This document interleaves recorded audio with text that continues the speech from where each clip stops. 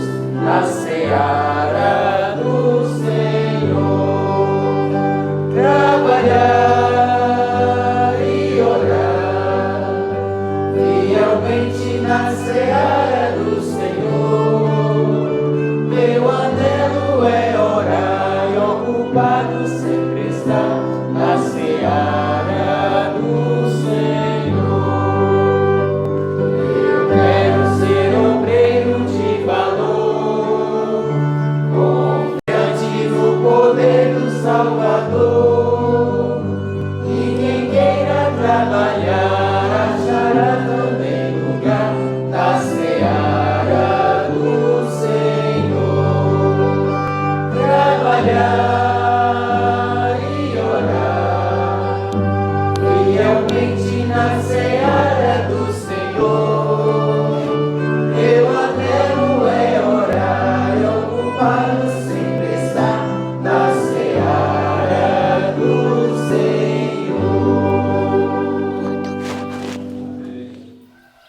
Muito bem, é muito importante trabalhar e orar, que esse hino possa encher seu coração e que você possa meditar no que nós louvamos, Senhor Deus. Mas chegou um momento muito bom que eu gosto muito, que é decorar a palavra do Senhor Jesus. Eu não sei você, mas hoje eu acordei com um hino que já decoramos na nossa mente e eu louvo a Deus porque como é bom acordar com um texto bíblico na cabeça. Vamos ver se você sabe o que é esse texto que eu estou falando. Mas de nada faço questão, nem tenho minha vida por preciosa, contanto que cumpro com alegria a minha carreira e o ministério que recebi do Senhor Jesus para dar. Você sabe qual é esse texto? Você sabe? Eu terminei aqui para você pensar. Qual é esse texto que você já decorou? E hoje nós vamos falar o texto que está lá em 2 Coríntios 4, do 6 ao 9. Eu gosto muito desse texto porque diz, porque Deus é que disse que das trevas resplandecesse a luz. Vamos decorar junto? Vamos lá, igreja? 1, 2, 3. 2 Coríntios 4, do 6 ao 9. Porque Deus que disse que das trevas resplandecesse a luz é quem resplandeceu em nossos corações para a iluminação do conhecimento da glória de Deus na face de Jesus Cristo. Temos, porém, esse tesouro em vaso de barro, para que a excelência do poder seja de Deus e não de nós. Em tudo somos atribulados, mas não angustiados, perplexos, mas não desanimados, perseguidos, mas não desamparados, abatidos, mas não destruídos. 2 Coríntios 4, do 6 ao 9. 2 Coríntios 4, do 6 ao 9. Porque Deus, que disse que das trevas resplandecesse a luz, é quem resplandeceu em nossos corações, para a iluminação do conhecimento da glória de Deus na face de Jesus Cristo. Temos, porém, esse tesouro em vaso de barro, para que a excelência do poder seja de Deus e não de nós. Em tudo somos atribulados, mas não angustiados, perplexos, mas não desanimados, perseguidos, mas não desamparados, abatidos, mas não destruídos. 2 Coríntios 4, do 6 ao 9. 2 Coríntios 4, do 6 ao 9. Porque Deus, que disse que das trevas resplandecesse a luz, é quem resplandeceu em nossos corações para a iluminação do conhecimento da glória de Deus na face de Jesus Cristo. Temos, porém, este tesouro em vaso de barro, para que a excelência do poder seja de Deus e não de nós.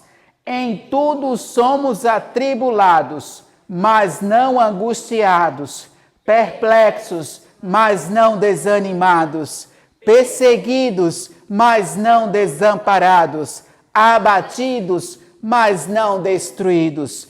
2 Coríntios 4, do 6 ao 9. Muito importante esse texto. Decore ele, vá decorando. Continue para que você possa, no outro dia, acordar com esse texto na sua memória. Vamos ficar com o estudo. Que Deus te abençoe e tenha um bom dia. Bom dia. Bom dia. Que alegria estarmos aqui mais uma vez. Mas a minha alegria é pelo que estudamos hoje. Eu estou muito feliz pela leitura de hoje. E confesso que me sinto privilegiada de poder falar de tal assunto. Que coisa tão gostosa, né? Estou vendo o rosto aqui de todo mundo assim, ó, radiante pelo que leu na madrugada de hoje. E nós estivemos lendo na Bíblia, Mateus capítulo 26 e 27 e também o capítulo 28 do 1 ao 15. E lemos no Desejado de Todas as Nações o capítulo 81, o Senhor ressuscitou. E nós vamos falar hoje sobre a ressurreição de Cristo. E é muito legal pensar que na sexta-feira nós falamos sobre a morte de Jesus, o está consumado. No sábado falamos do repouso de Jesus e agora no domingo estamos falando da sua ressurreição. Eu tenho certeza que o estudo da vida de Jesus, os últimos momentos da vida de Jesus, foi uma providência de Deus para que nós pudéssemos nos maravilhar e encher o nosso coração com informações tão gloriosas. Mas o estudo de ontem falou que Jesus repousava tranquilo, descansava depois de longas horas de vergonha, longas horas de zombaria, de tortura, de dor. Agora ele descansava, repousava no sepulcro de José. Que coisa tão linda! O sábado foi um sábado muito difícil. Lentamente aquele sábado havia passado. Os discípulos estavam tremendamente arrasados, escondidos, atemorizados e nem se lembravam que Cristo havia dito que no terceiro dia ele ressurgiria.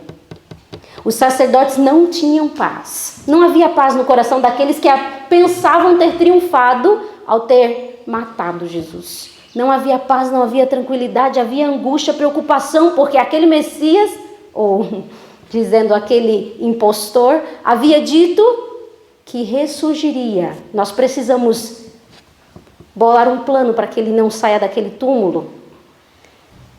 E lá estavam os anjos, na expectativa, olhando, porque o sábado estava se findando e estava se aproximando a hora da ressurreição do Filho de Deus. Eles estavam na maior ansiedade. Eu fico imaginando o céu na maior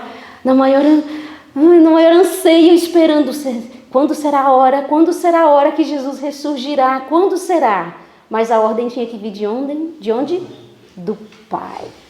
Era o Pai que dava a ordem. E os anjos estavam atentos, só esperando a ordem do Pai para ressuscitar, para dar a voz de comando na realidade, para dar a voz de comando à ressurreição de Cristo. Imagina só, e lentamente o dia havia se passado. Lentamente. Mateus capítulo 28, verso 1. No findar do sábado, ao entrar o primeiro dia da semana, Maria Madalena e outra Maria foram ver o sepulcro. E eis que houve o quê? Um grande terremoto, porque um anjo do Senhor desceu do céu, chegou-se, removeu a pedra e assentou-se sobre ela. Eu imagino que lá no céu, todos os anjos estavam esperando a ordem e de repente Deus chama Gabriel. Gabriel, aquele que assumira a posição de Lúcifer no céu. E ele fala: Gabriel, eu tenho uma missão para você. Imagina o coração do anjo Gabriel. Imagina como deve ter ficado. A primeira vez na vida de um anjo presenciando tal cena, de ver o Filho de Deus ressurgindo. Imagina isso. Como deve ter sido para Gabriel viver essa experiência de cumprir uma missão tão gigantesca. E lá estava Gabriel com sua armadura, com sua presença poderosa, vindo em direção à terra, ansioso para dar a voz de comando, para dar o recado do Pai para o Filho. E quando ele desce, diz que por onde ele passa há uma forte luz, que a luz provém de onde? Do Pai. A luz provém do trono do Pai. E por onde ele passa há uma grande luz e um grande terremoto acontece. Na tumba não havia apenas Jesus descansando. Estavam lá os 100 soldados, que de maneira muito patética estavam ali protegendo o corpo de Jesus. Mas também havia outros seres que estavam presentes no local. Olha só o que o desejado de todas as nações diz no primeiro parágrafo. Diz que havia vigias invisíveis ali estavam também. Hostes de anjos maus se achavam reunidas em torno daquele lugar. Hostes de quê? Anjos maus. houvesse sido possível, e o príncipe das trevas, com seu exército de apóstatas, teria mantido para sempre fechado o túmulo que guardava o Filho de Deus. Uma hoste celeste, porém, circundava o sepulcro. Anjos magníficos em poder o aguardavam, esperando no momento de saudar o príncipe da vida. Havia ali 100 soldados, mas também havia ali um exército de anjos maus protegendo para impedir que o túmulo fosse aberto. Mas também havia as hostes celestes, aguardando o momento em que o príncipe da vida iria ressurgir. E lá vem Gabriel, vindo com a ordem do Pai. E quando ele chega, a terra toda estremece. Que glorioso! Que glorioso deve ter sido ver isto, porque os soldados viram isso. Os soldados viram todas essas cenas. E aí diz, Desejado continua dizendo no terceiro parágrafo, diz que o parágrafo começa assim, ó: onde está, sacerdotes e príncipes, o poder de vossa guarda? Onde está? Bravos soldados que nunca se atemorizaram diante do poder humano, são agora o quê? Cativos, aprisionados, sem espada nem lança. O rosto que contemplam não é de um guerreiro mortal, é a face do mais poderoso das hostes do Senhor. Este mensageiro é o que ocupa a posição da qual caiu Satanás. For aquele que nas colinas de Belém proclamara o nascimento de Cristo. A terra treme à sua aproximação. Fogem as hostes das trevas, e enquanto ele rola a pedra, disse-ar que o céu baixara à terra. Os soldados o veem removendo a pedra como se fora um seixo. E ouvem-no exclamar: Filho de Deus, ressurge, teu Pai te chama. Vem Jesus sair do sepulcro e ouve-no proclamar sobre o túmulo aberto: eu sou a ressurreição e a vida. Ao ressurgir ele em majestade e glória, a hoste angélica se prostra perante o Redentor em adoração, saudando-o com hinos de louvor. Quantos anjos mesmo foram enviados para que toda a hoste de Satanás saísse correndo? Um único anjo do céu. Foi o suficiente para fazer com que os demônios fugissem, os soldados não resistissem e desse a ordem de comando: Filho de Deus, ressurge, teu Pai te chama. E Jesus sai de maneira poderosa daquele túmulo dizendo: eu sou a ressurreição e a vida. E o inferno treme, porque ali Satanás entende que chegou o fim do seu reino. Imagina isso. E ele fica furioso porque os demônios fogem da presença de um único anjo. A raiva no coração dele. Mas os demônios não podem resistir ao comando do Pai. Os demônios não podem resistir. E sabe, o verso 6 do capítulo 28, versos 5 e 6 me chama muito a atenção aqui de Mateus, capítulo 28. Mas o anjo, dirigindo-se às mulheres, disse: não temais, porque sei que buscais Jesus que foi crucificado. Ele não está aqui. Olha o que o anjo diz: ele não está aqui. Como tinha dito, vinde ver onde ele jazia, e o túmulo estava vazio. Olha que interessante pensarmos sobre isso.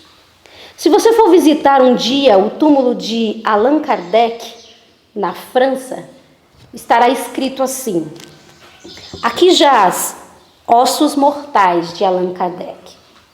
Se você for na Índia visitar o túmulo de Buda, vai estar escrito assim, ó: aqui repousam os ossos mortais de Buda. Se você for ao túmulo de Maomé em Meca, estará escrito: aqui jaz os ossos mortais de Maomé. Mas se você for ao lugar onde colocar o corpo de Jesus, em Jerusalém, está escrito: ele não está aqui, pois ressuscitou. Amém. O túmulo está vazio. Glória ao nome de Deus. Que coisa maravilhosa. É algo muito bom. É algo muito bom falar sobre isso. Falar do nosso Deus, aquele que ressurgiu dentre os mortos.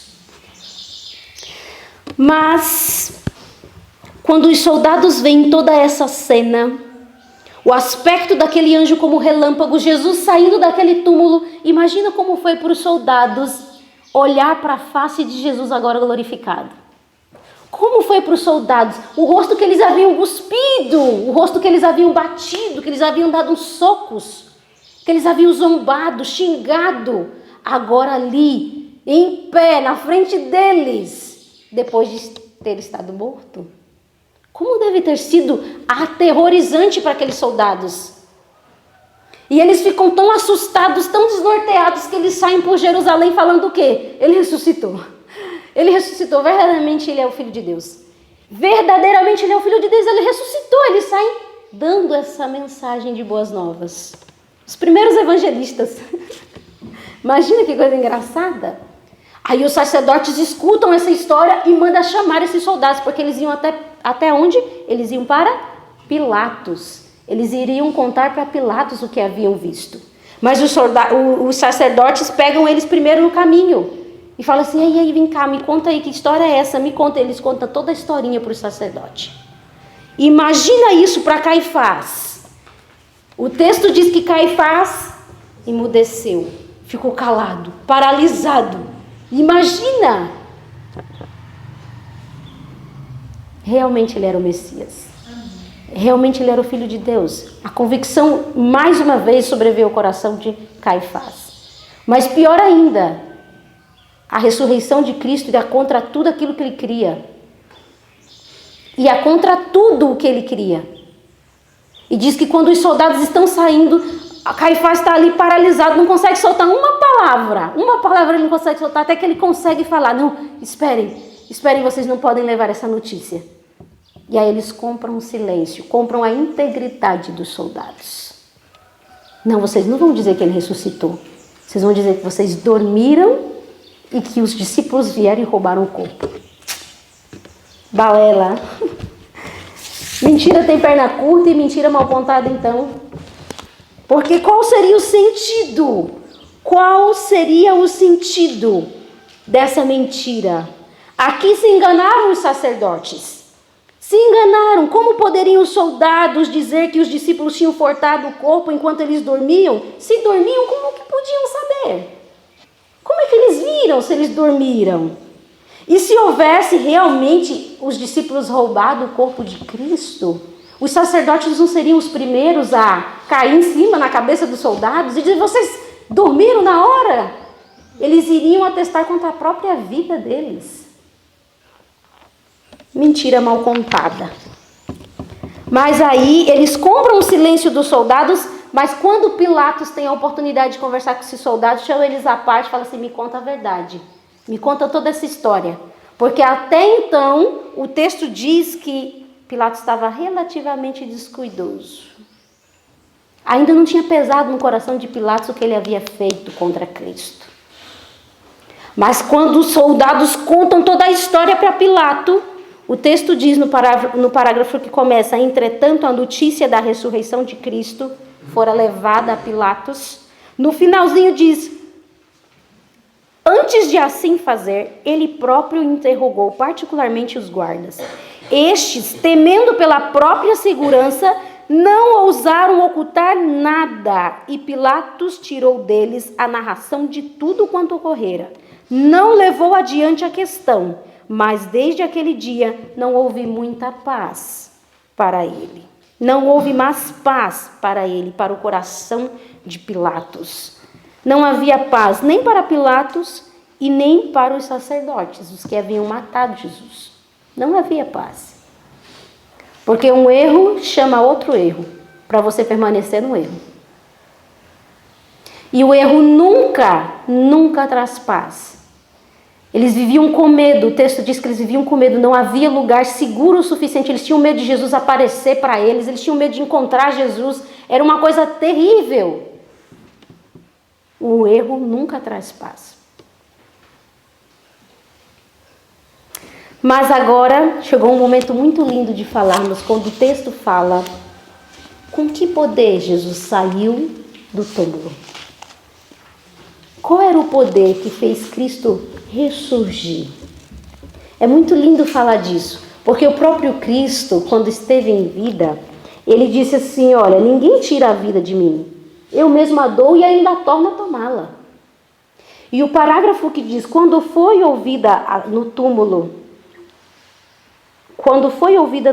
de Cristo a voz do poderoso anjo, dizendo: teu Pai te chama, o Salvador saiu do sepulcro pela vida que havia em si mesmo. Por sua própria vida, Cristo ressurgiu. Provou-se então a verdade de suas palavras: dou a minha vida para tornar a tomá-la. Tenho poder para dar e poder para tornar a tomá-la.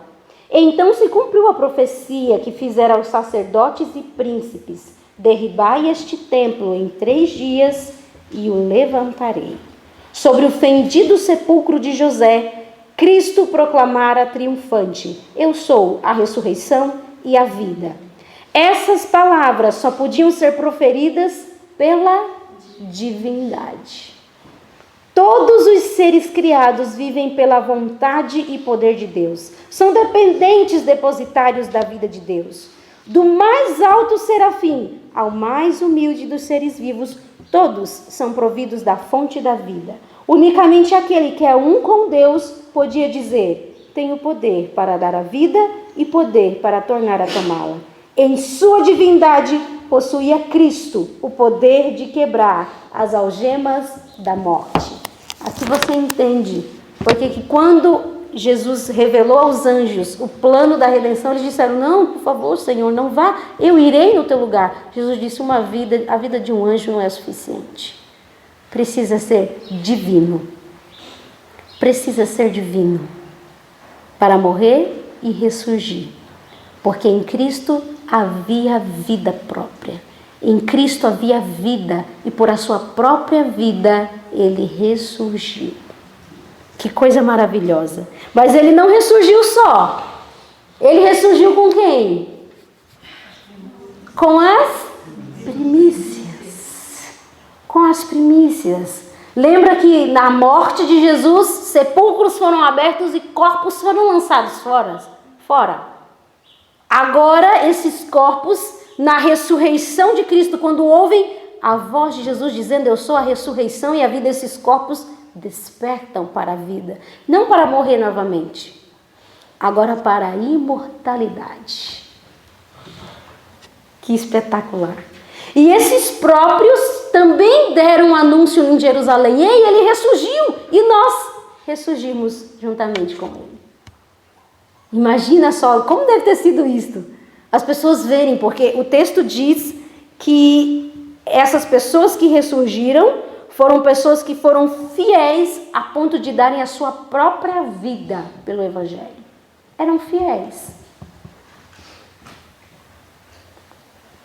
E agora, assim como Cristo ressurge e representa as primícias dos que dormem, essa é a maior garantia.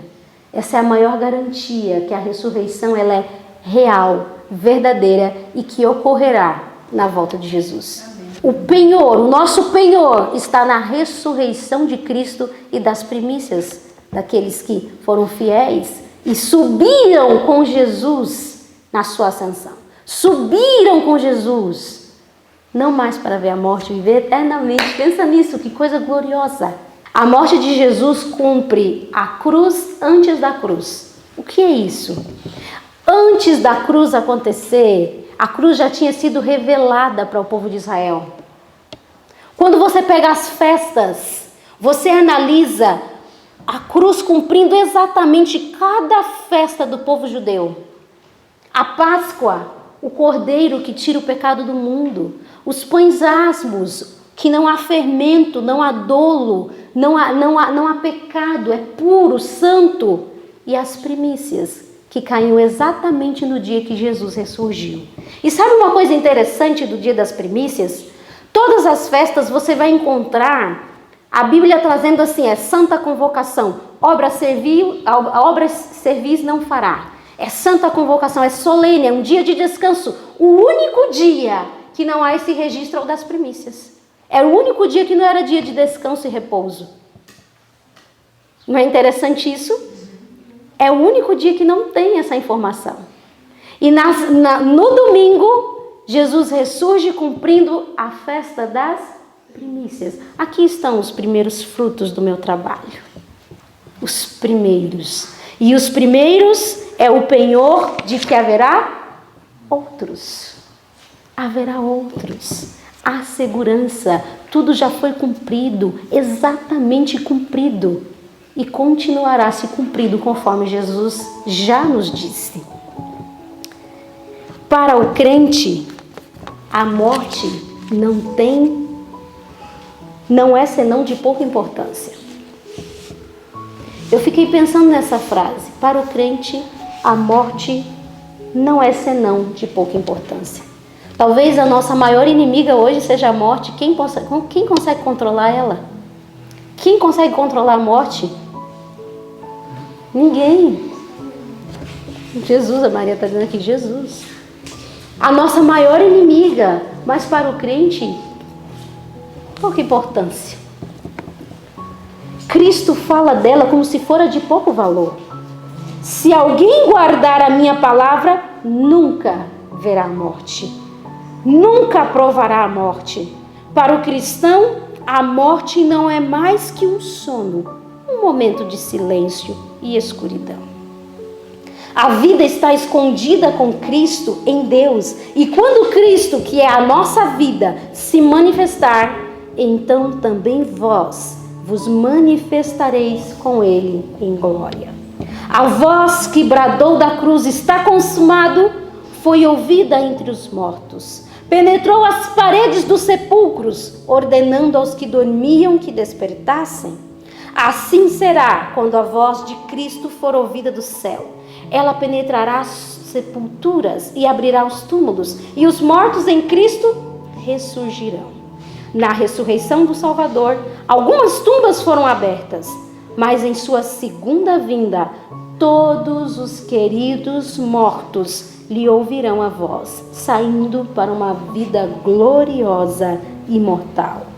O mesmo poder que ressuscitou a Cristo dentre os mortos erguerá a sua igreja, glorificando-a com ele, acima de todos os principados, de todas as potestades, acima de todo nome que se nomeia, não somente neste mundo, mas também no mundo por vir.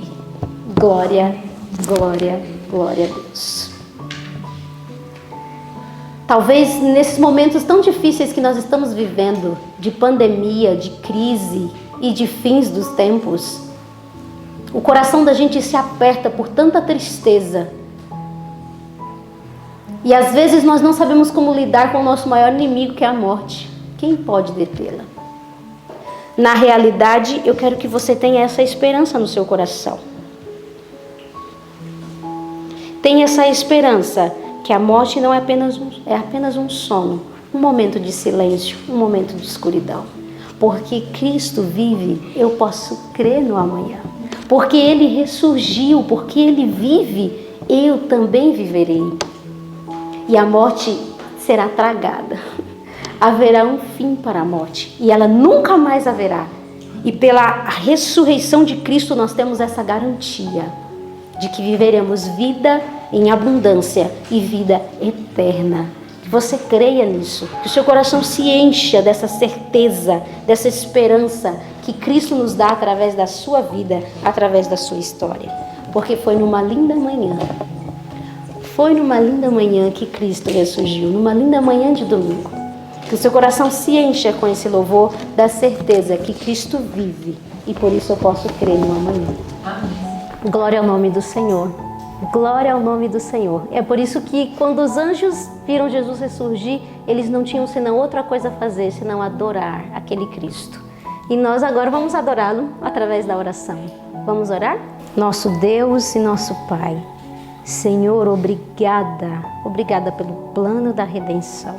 Obrigada porque Jesus veio a este mundo morreu, padeceu, mas ressurgiu e vivo está. Glória ao teu nome, Senhor, porque isso nos dá oportunidade de vida eterna. É porque Jesus morreu e ressuscitou que nós temos a oportunidade de um dia estar contigo no céu. Que isso, Senhor Deus, esteja firmado em nossos corações, em nossos pensamentos. Não nos permita esquecer e nos desviarmos de fatos tão importantes, Senhor. Porque o túmulo está vazio, nós podemos crer no amanhã. Porque Jesus vive, nós também viveremos. Glória ao teu nome, e nós louvamos o nome de Jesus e por isso oramos no nome dele. Amém. Obrigada por estar conosco. Que Deus te abençoe e até amanhã.